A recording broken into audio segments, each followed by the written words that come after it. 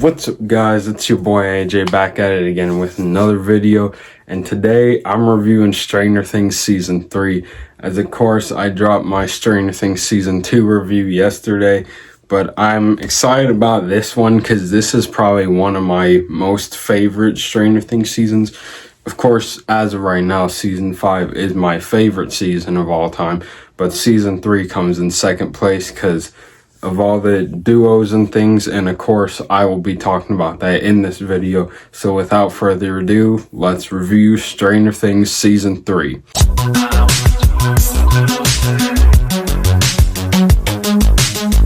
So I think personally, starting off, I just really love the vibes of this season. It really definitely brought out the whole vibe of the 80s.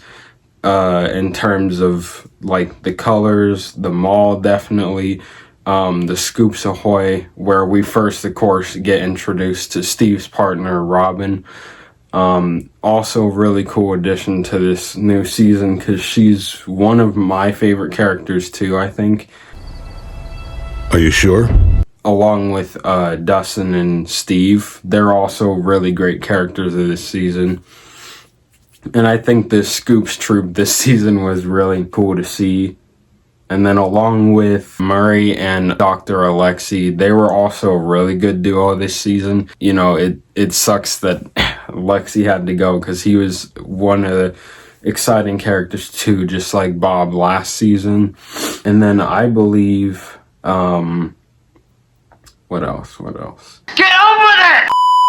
I think another really exciting part about the season was the never-ending story scene. That was another one of my favorites from the finale of season 3 because we got to finally see Dustin's girlfriend Susie, which Dustin basically mentioned the entire season, and his friends didn't believe him, which I felt bad for him for that because I believed him. You know, Dustin's a pretty much trustworthy character. He's the tech whiz guy of the season. What?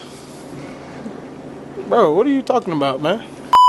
When he builds his like DIY radio tower.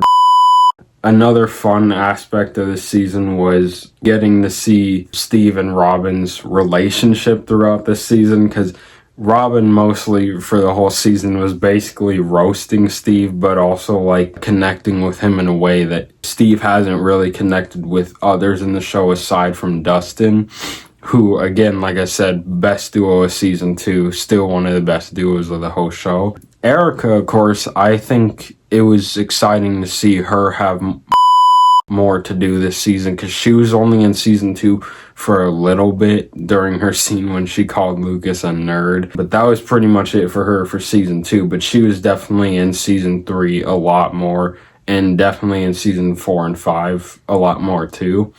And the aspect of bringing Mr. Clark back for a little bit in this season was exciting too, because in a way, you know, he kind of helped Joyce get through her magnet problem. Spires? Hopper's moments in this season when he was face to face with Dr. Alexi was also funny, because Dr. Alexi just wanted a slushie, a red cherry slushie to be specific, and Hopper just kept crashing out the whole season because of Dr. Alexi. And it was just nice to see that. And of course, Hopper and Eleven's relationship this season definitely grows more too.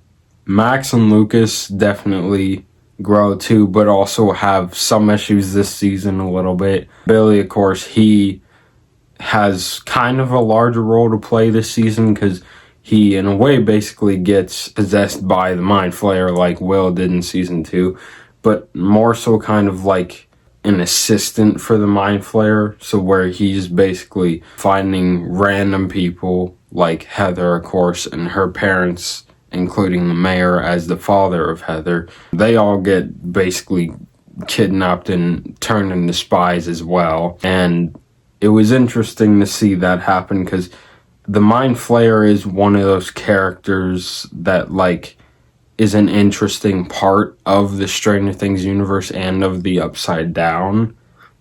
And it was interesting to see how the Mind Flayer really kind of had more to do this season rather than just possessing a kid for a whole season. And he definitely has some interesting lore in season 4 and 5, especially season 4. And he has a lot to do in season 5, of course, as well, when Henry basically was pretty much like one of the assistants of Vecna.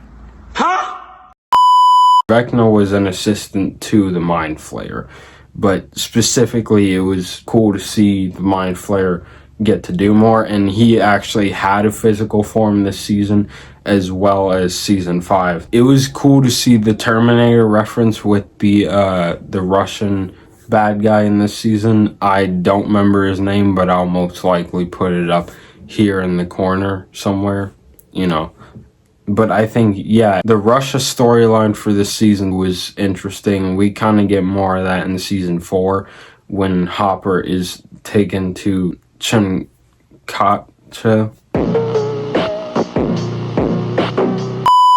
Hopper, of course, mostly is spending most of his time in season 4 in Russia.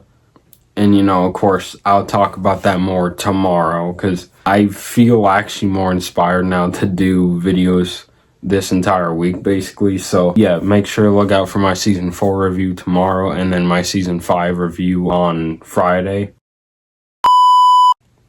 So, yeah, I think it's an interesting season for sure. Oh, I think Murray's funny moments that are so unhinged in this season, it's really great to see that, especially when he like basically says something to Hopper and Joyce that makes the moment so like just unhinged but still very hilarious. Because, you know, Hopper and Joyce, their relationship definitely grows as the seasons go.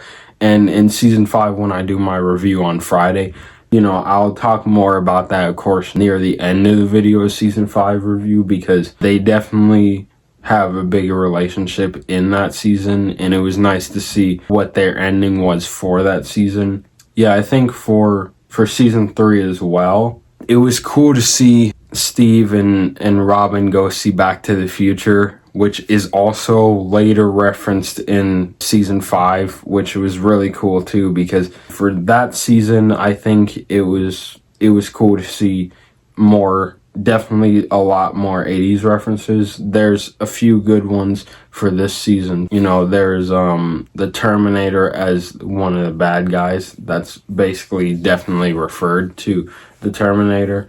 And then we have Woody the Woodpecker, which I guarantee Woody the Woodpecker was definitely a character from the 80s before he became more popular in the later 2020s or whatever. And then,